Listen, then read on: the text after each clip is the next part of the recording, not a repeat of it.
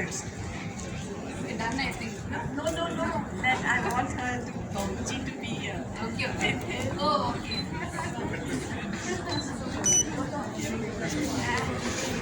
Anita, Fantastic. Anita, give it to Anita. Give that book to Anita.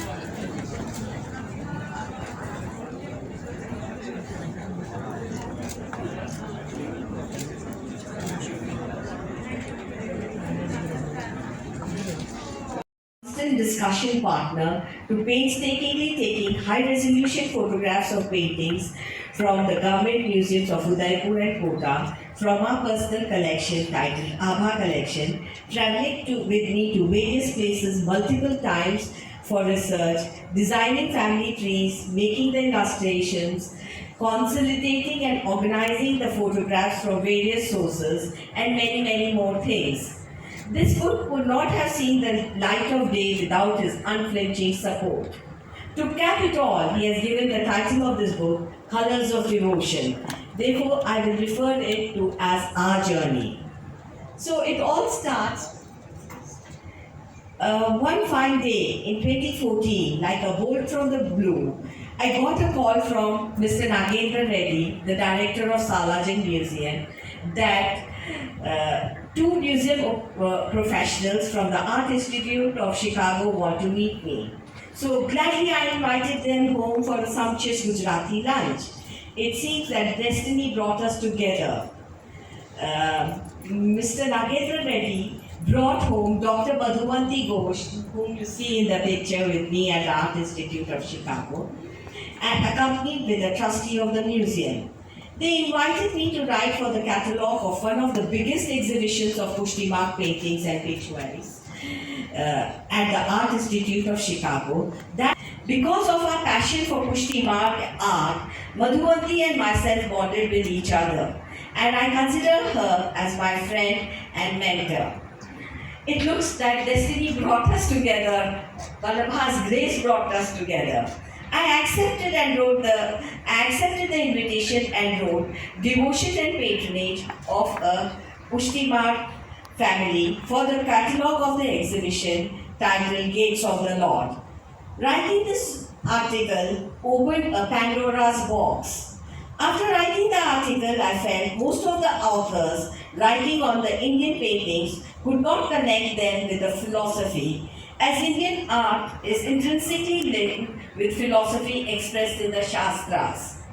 In relation to pushti mark paintings, the authors have not explored how Vallabha's profound philosophy actually inspired the creation of not only paintings, picturized manuscripts, but also a treasure trove of literature, poetry, Dhrupad Sangeet, known as Haveli Sangeet, dance, and a plethora of art forms. The list of the art forms that Vallabha and Vitthala's philosophy inspired would seem endless. I started nurturing a dream to write a book on how the philosophy of this visionary saint Vallabhacharya and his genius son Vitthal Naji, then later his descendants, were able to inspire stunning artworks that still baffle art connoisseurs all over the world. No other religion, as an art historian, I can say easily that no other religion or sect has inspired so much high and manifold arts. The task before me was daunting, as to understand philosophical concept of Vallabha was not easy. I had to read Shastras originally in Sanskrit. I was not convinced by the English translations as presented mostly by foreign authors. So I started reading Hindi translations. Soon I realized that Sanskrit words like Leela, Ras, Rasa, Bhav cannot be translated into English, as they do not have the synonym words that symbolize the depth of these concepts. Though I define these terms in English, yet I prefer to keep the original Sanskrit terms. Like any scholar, I wanted to go to primary sources, so I had to read Vartas written in Braj Bhasha, a dialect of Hindi. Bharat helped me in gathering old books on Sri Vallabhacharya's philosophy and various publications on the history of Indian paintings. Subodhini, the commentary of Vallabha on Srimad Bhagavad Puran, played an important role in inspiring these artworks. Throughout the journey of writing this book over the years, my Guru Goswami Shri Shah Manohar Ji Mumbai guided me through the complicated annals of the philosophy of Sri Vallabhacharya. Without his guidance, this work would not have been possible. So coming to the technical aspects of it, research into various artworks opened the lost pages of history, revealing our own family roots, being deeply connected with the history of Pushti Marg. I wanted to know the provenance of Palam Bhagavad Puran. These two folios are in the Art Institute of Chicago. So there are 300 such folios which was sold by one of our ancestors. And the dealer who sold this manuscript sold two pages to all different collectors and museums all over the world. So, but I wanted to know, and there is a name written on the folio as Mitharam. So, this to find out who Mitharam was and how he was connected with our family, we traveled to Nasik, to Pandits who keep genealogical records of Gujarati families from Hyderabad. This Pandit Gajanan keeps genealogical records of families from Hyderabad, Baranpur and many other places. After a lot of cajoling him on the phone, he agreed to show me genealogical records of our family. So we went to Nasik. But he showed us records of about 150 years old. These I had already collected from Persian manuscripts in Salatin Museum and archives in Hyderabad. I wanted records of the 17th and 18th centuries, that is 1600s and 1700s. He informed us that those records he will have to retrieve from the old house. So we came back a bit disappointed. After months of following it on him, he again called us, and this time he showed us manuscripts of genealogical records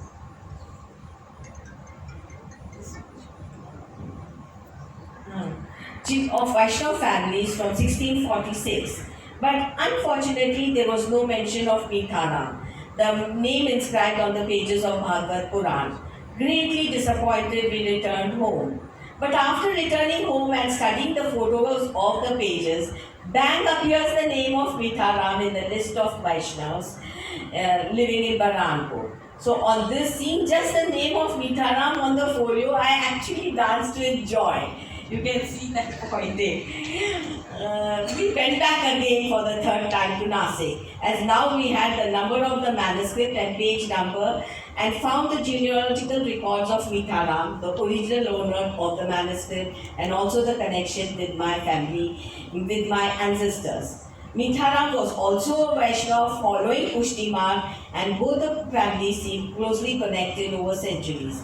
Eventually, with these records and other details of style and philosophy, we were able to prove that the most important pre-Mughal manuscript was commissioned by the devotees of Vallabha Sampradaya. This was very important for art history and the history of paintings of Vallabha Sampradaya.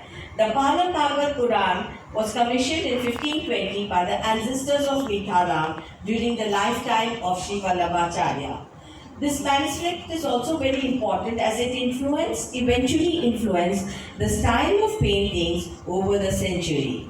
This journey of discovery was something like how children play hide and seek.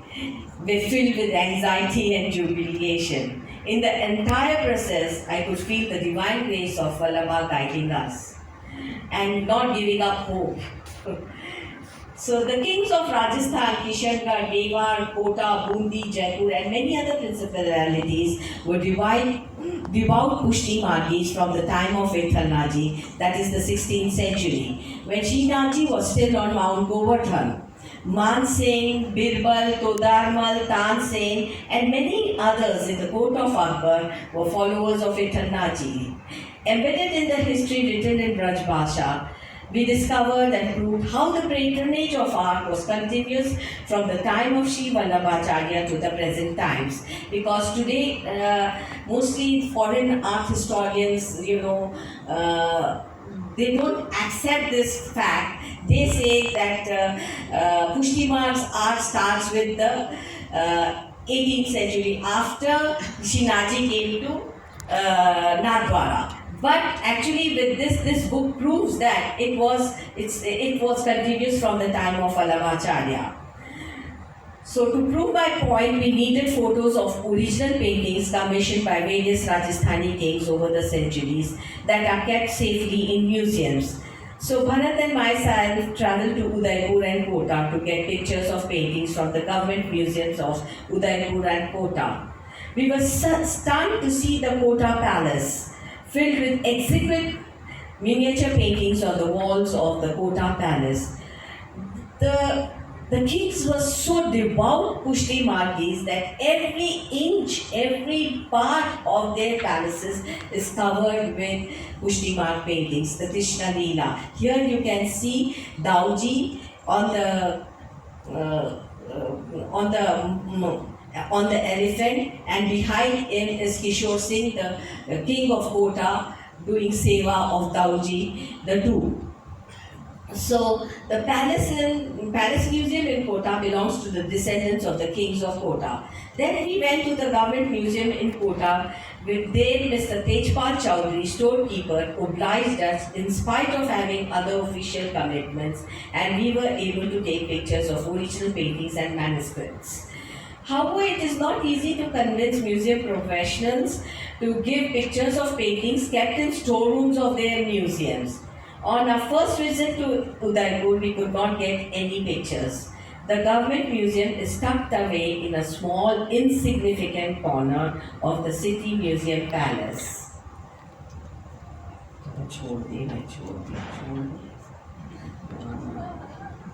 So these are beautiful paintings that have, this is a book that shows how seva should be done. It is an illustrated manuscript that was commissioned by Kishore Singh in 1820 to show his descendants how seva in the family should be continued.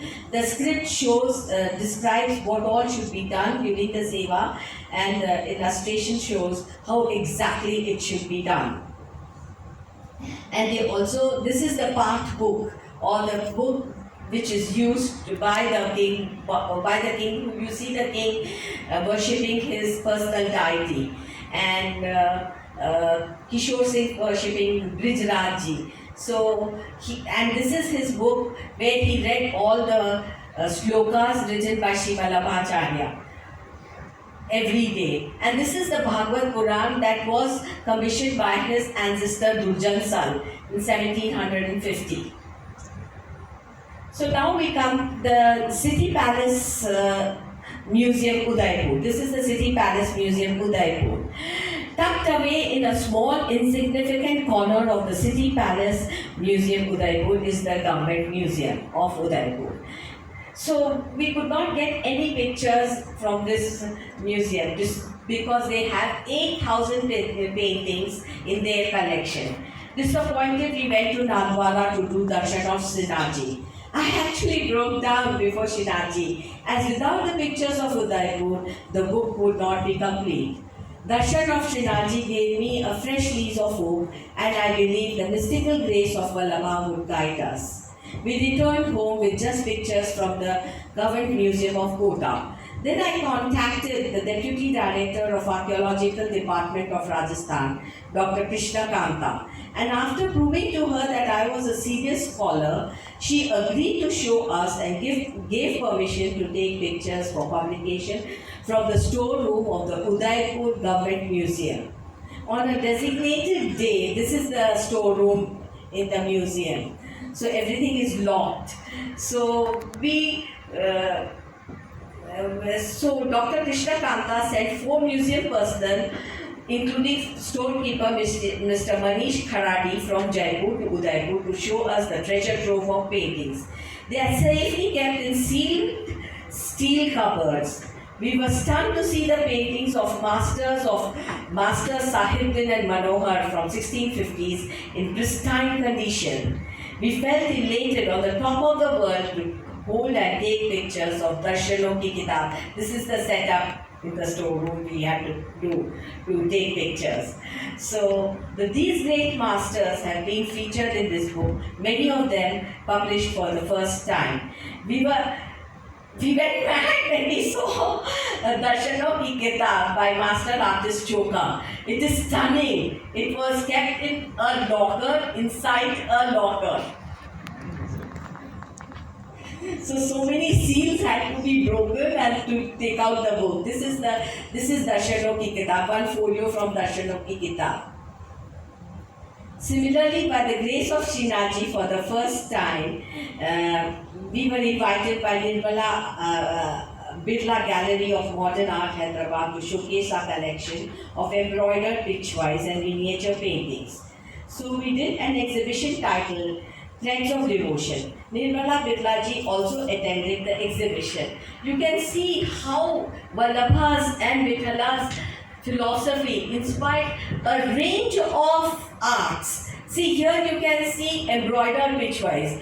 There were also, people know only about painted pictures, but there are also beautiful embroidered pictures.